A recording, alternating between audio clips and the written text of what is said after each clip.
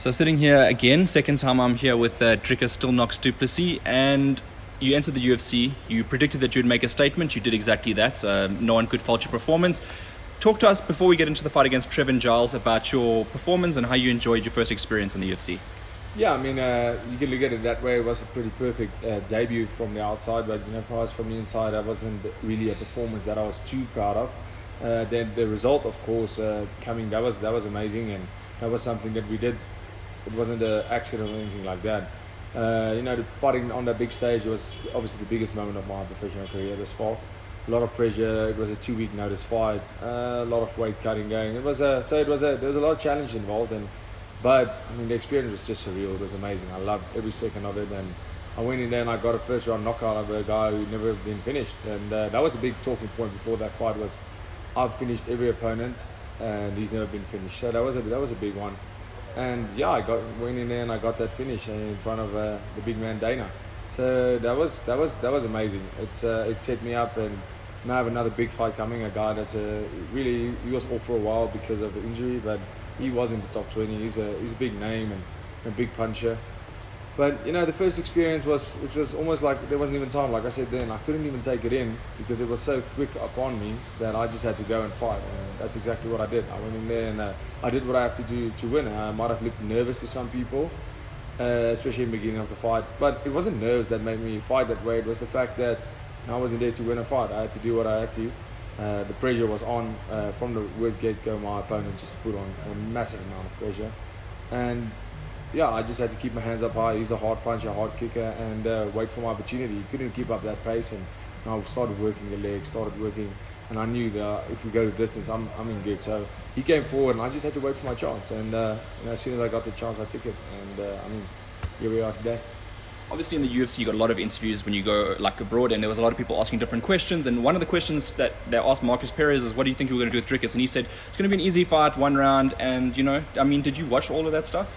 Yeah, of course. I like to watch on my opponents. I like to study the body language. I like to study see where their mind's at. And you could say a lot about a guy. When I saw his interview, I kind of suspected the way that he was going to come out. He's never done that before in his previous fights. He doesn't come out streaming. He doesn't come out pressuring in all of his previous fights. But in that fight, I could see he had a new fire. He just lost the fight, so he had to prove a point. And that's something you can pick up on. And I think the biggest mistake that Marcus Perez made is they saw me as a guy coming from welterweight. I have more fights at middleweight than at welterweight, and I think that was the biggest mistake. I think once they saw the size of me, that's where things got interesting. I think that's something he said. He said the middleweights punch harder, the middleweights are stronger. I know that.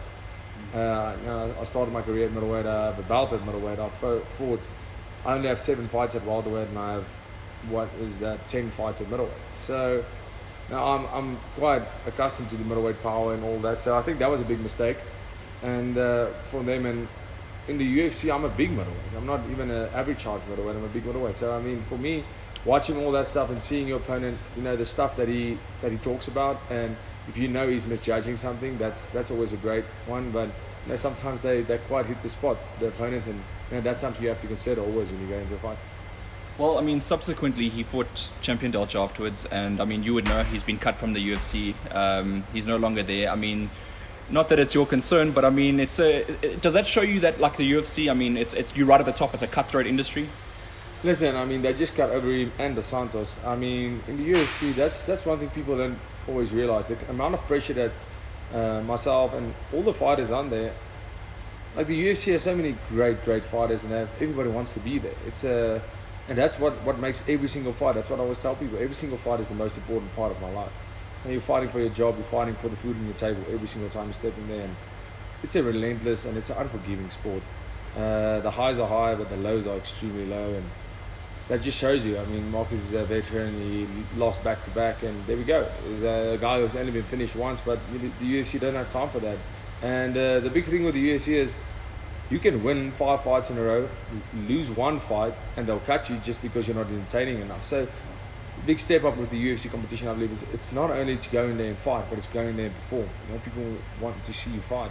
And that's one thing I have going for me, having all the finishes and always going out there and putting it all on the line. And that's what I want to keep on doing, and that's really what I'm looking forward to do, is to create that base and making sure I keep my job. Well, that's the thing. So you mentioned the UFC being so strong and the fact that you're always finishing your opponents. Obviously, that's a natural tie to Dana White. He likes finishes, and I'm sure you knew that going in there. Trevin Giles, let's get to your opponents. He's also a finisher in his own rights. He's a good striker. That's his point. I mean, how would you approach this fight? I know you don't want to give away too much, but I mean, what do you think of him actually before we even get to how you approach the fight? Yeah, listen, Trevin Giles, he's a self-proclaimed best jab in the UFC, which he does have a very, very good jab. He has a good 1-2. He has very fast hands for a 185. As a middleweight, he has really good hands. He has a little bit of trouble putting it all together. His kicks are very mediocre. He's taking guys down in the clinch. He doesn't shoot for takedowns too often, but he does get guys in the clinch and he gets into the floor. He looks like quite a strong, stocky guy. I know I'm the bigger guy. I'm taller. I have a bigger reach, all that. But he never shies away from a fight, and a lot of his fights, it looks like he's kind of really a fit guy. Like in third round, he can still bang. But if you go look at some of his fights where the pace really got pushed, that's when he fights at his pace, which is a slow pace, flat-footed, hitting combo. When the way I fight, I put on a pace. I go in there and I make myself extremely tired, but I'm prepared for that, and hopefully my opponent gets more tired. And going into that fight, this is exactly what it's going to be. Just like every other fight of mine, I'm going in there and taking the first opportunity I can to finish and try not to get finished. And finishing me is anybody can get finished, anybody can get clipped. That's always a possibility. Anybody can get caught in a submission, but easier said than done. It's for me, I'm going out there to prove a point and to prove that the first fight there was no luck involved, there was no one-hit wonder, there was no beginner's luck, there was none of that. It was a calculated approach. It was a knockout shot that came. Nobody could have predicted the exact shot, but it's something that's going to come with the training, and the more you train, the luckier you get. And the same with this fight. I mean, I don't have a specific game plan in saying, listen, we're going to take this fight to the floor, we're going to keep it standing, are we going to box, are we going to kick? I have my strength in my stand-up. He has his strengths in his stand-up. He obviously has a lot of hand speed. I have the reach.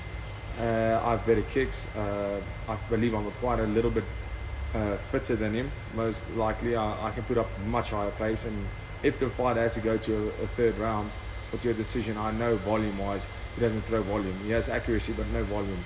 Volume-wise, I will outfight him for sure. And I mean, as far as the game plan goes, is firstly win the fight, and after winning the fight, that's my mentality going in: win at all costs, knockout, submission, decision, whatever it takes.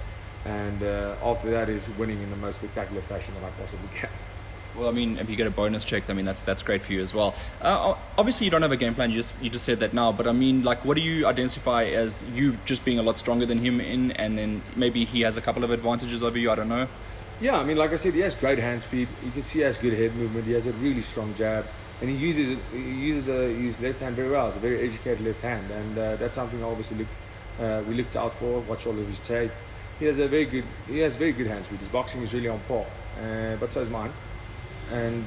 But his kicking is a part that's lacking in this game, where I have good kicks. So I mean, but you never know once you step in there. I mean, maybe his punches neutralize my kicks. Maybe my kicks neutralize his punches. Maybe it becomes a little surprise face, and I start fighting with boxing only, and he starts kicking. You never know with these things. But no, I think when he's on the ground, his scramble isn't very educated. I think he gives up a lot of position. I don't think his submissions are that. He has a lot of submission wins. I think it's 9. But only outside of the UFC. He has 2 submission losses in the third round, which are both guillotines, where I have 5 guillotine wins. So I mean, that's all stuff you can take into consideration. Is how when it comes to the fight, inevitably we will end up on the ground, I guess, at some stage if the fight goes past the round or in the clinch, and that's going to be the interesting part. Saying somebody isn't strong, we'll only know once you're in there. We've seen he has knockout power, he has speed in his hands, but. And does he have that when the pace is put on after a big wrestling session? Does he still have those power? That's the big question. And the thing is now, like every fight you've had, finish. I mean, at some point, it's the train will stop. I'm assuming, because like you'll still have a long career ahead of you. You're only 27 years old now, and UFC is big competition when you get into bigger fights. I mean, you can't look to always finish maybe. But do you think this is the fight that maybe you will go to points, or do you think it'll continue finishing for you? None of it has anything to do with me. There's no way I'm going to the judges. I don't trust those people. And other than that is, if it goes to the judges, so be it. So be it, just so long as I win that fight. But you better know, the same as always, for as long as I possibly can. And the training has to stop. That's what they say. But why? And if I can go out there and finish every fight and fight to finish every fight, I mean, while we're ahead, I'm 17 fights in, and still every fight has been a finish. So I mean, why stop now? It's starting to become a little bit trademark. But I'm not too bothered about any decisions. I just have to make sure that I put up a dominant performance. If the finish doesn't come, there's a lot of tough guys out there. Maybe it doesn't, but I mean, it's not something I really concern myself with. The previous fight with Marcos Perez was a big deal because he's never been finished. So to go out there and make a statement, that was what it's about. Show the UFC, listen, I'm on the right stage. I'm on par. I'm not in above my head. You made the right decision signing me, and that was purely to go out there and finish a guy that's never been finished in one round. That was a game plan. That was a making a statement. With this fight, the statement is, I'm here to roll with the big guys. Trevin Giles, I mean, he was in the top 20. I think he was ranked number 14 before he got injured. And so, I mean, this is to show that I'm not backing down, even though I'm from a country that's not necessarily known for fighting, a smaller gym than most guys, but we are not scared of fighting the biggest competition in the world. This is my opportunity to get exposure to that and give the world exposure to what we do in South Africa and Africa as far as MMA goes and how we've progressed as a country. So I mean, right now this fight is absolutely detrimental. I think I got the attention now from everybody, from fans to the UFC, and now it's time to, now that they're noticing, to put on the performance and make sure we stay on that map. Well, you got to endure the long flights all the way to Las Vegas. I mean, coming all the way from South Africa, it's probably one of the longest flights in the world in terms of travel for fighters. The fact that it's going to take so long to get there, I mean, this is probably a dream. Vegas probably a dream for you. But you fought in Abu Dhabi before, so you've ticked that one off the list. Now it's Vegas, which is probably the biggest base for the UFC. So, what is your thoughts on America, Las Vegas in particular? Yeah, I mean, it would have been a great experience to be able to fight. I went to watch Conor and Cowboy fight live. That was my first time in Vegas. And, to be able to fight in front of a crowd there would have been amazing. So, obviously, I'm not having that all experience, but that's all put aside. I've fought in front of no crowd now, and it was actually quite cool. It was a all new experience, but, as soon as the ref said fight, I didn't even realize it. So fighting in Vegas is amazing. The travel, like you say, that's a little bit of a bugger. The traveling is so hard, and figuring things out, visa, all the complications. It's so hard, and still till today. I mean, we're flying out in 4 days. There's still stuff that needs to be done. There's still some admin that needs to be taken care of. So this camp has probably been one of the hardest that I've been in. Not in terms of physicality. I'm in the best shape of my life. I'm so fit. I can't believe it. Like, I'm gonna put on a massive pace in this fight. I'm strong. My weight is perfect. The big problem comes in with travel restrictions. This fight has been called off a few times. It's been called on, but within a day. Now it's on. Now it's not. Now it's on just because of the traveling restrictions and the whole virus, the communication between South Africa and the US, getting your workers visa. It's such a hard process. And for me, making my side of things, making sure I'm fit, making sure my weight's right, making sure I'm ready to go fight. That's the only thing I can control, and that's the only thing I'm really focused on. But I can't help but have that little bit of it's almost like a little thorn in my back the whole time with this traveling thing. You're training really hard for a fight, and if something happens last minute, this fight is not happening. It's demoralizing. But there came a point in the camp where I just said, even though the fight was called off, I just said it's probably going to be back on tomorrow, and it was. I'm just going to train as if I'm fighting, and I'm not even going to worry anymore. As far as when they tell me your opponent as a new opponent, that's when I'll stop training for a fight. So I just went on, trained, and it all worked out. I mean, here I am, fights happening, and a few traveling arrangements still need to be done. And like you said, it's a long flight. It's going to be a big travel, and we just have to improvise and adapt. And it's just a little obstacle. Nothing's ever going to be easy. So this is going to make the whole win just that much more worth it if I can pull this. Well, when I pull this whole massive travel, massive restrictions, all that off, and still get a spectacular victory, that's going to make everything more worth it. One thing I just realized, like when you're talking there, is that your whole life is based here in the gym. You have ownership of the gym, and you're promoting your gym as well when you're in the UFC.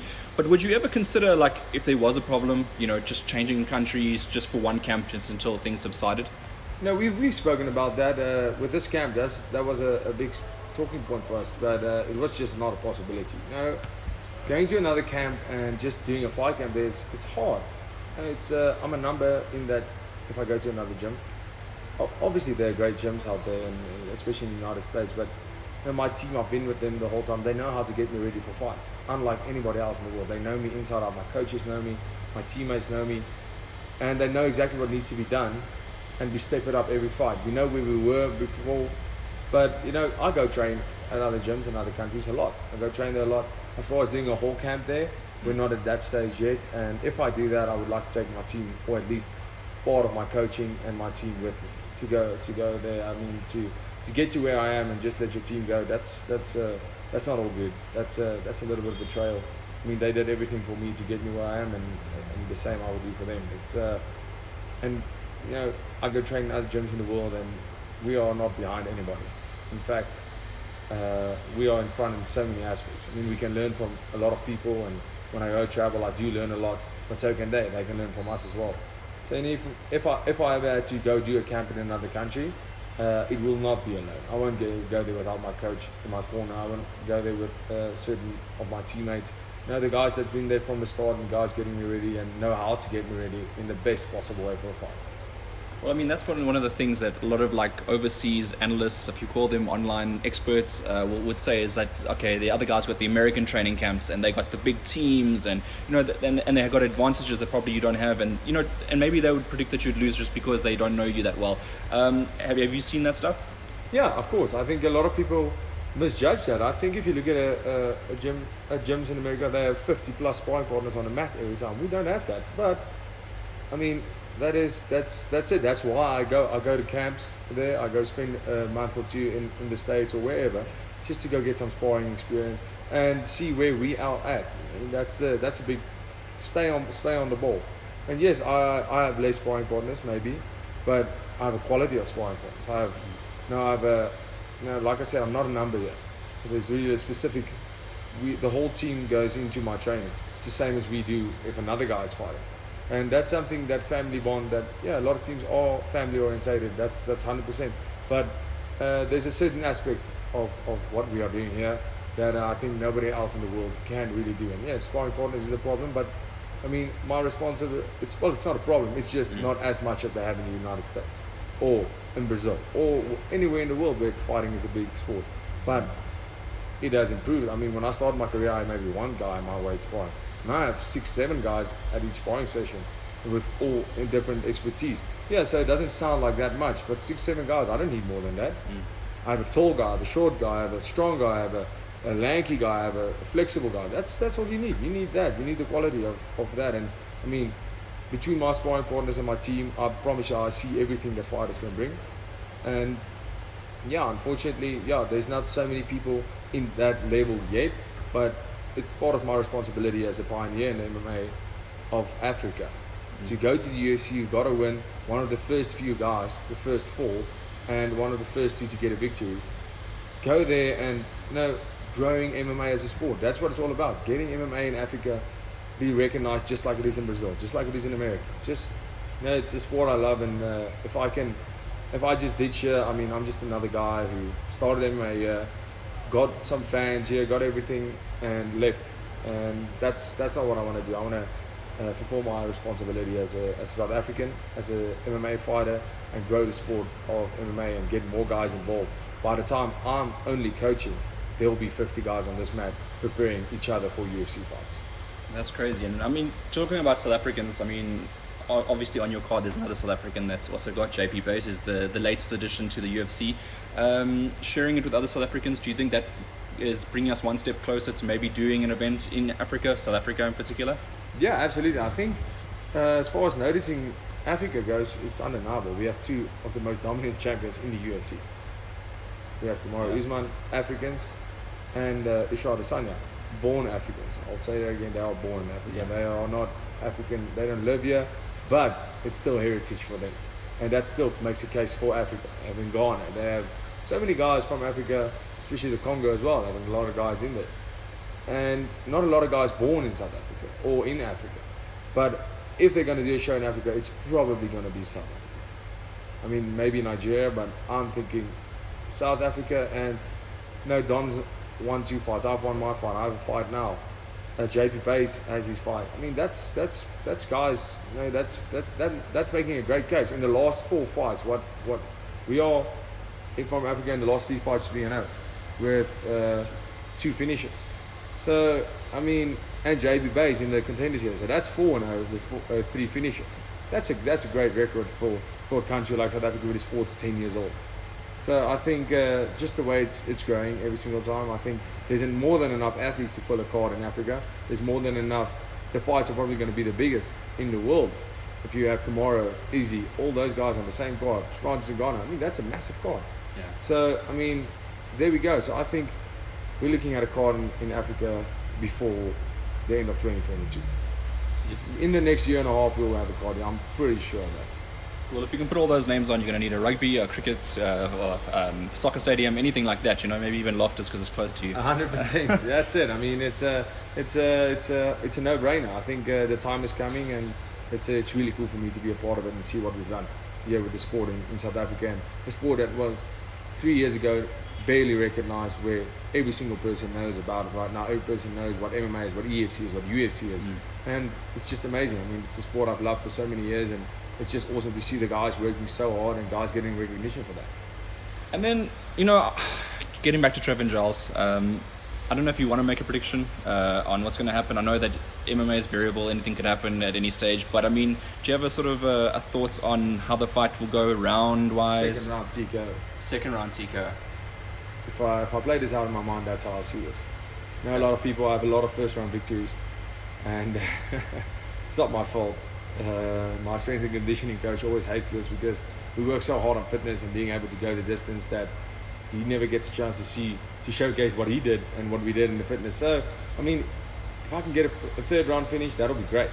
I don't think with the kind of pressure that I'm planning on putting on this fight, there will be a third round. But if there is, that'll be awesome. That'll be great to showcase. Listen, yeah, people always seem to think I breathe heavily when I fight. That's not because I'm tired. That's because that's the way I do it to make sure I don't get tired. That breathing is intense. It's intentional that I'm breathing that way. So I would love to show the people that listen, if this goes to the third round, I'm going to be the same guy in the third round that I was in the first. And so yeah, I think the second round TKO is the great call to make. And then just, you know, lastly, you know, capping up and wrapping off, do you have a message or a shout out for anyone out there? Yeah, of course. I mean, South Africa, thank you so much. It's been surreal. Like after the first fight, before the first fight, it was amazing.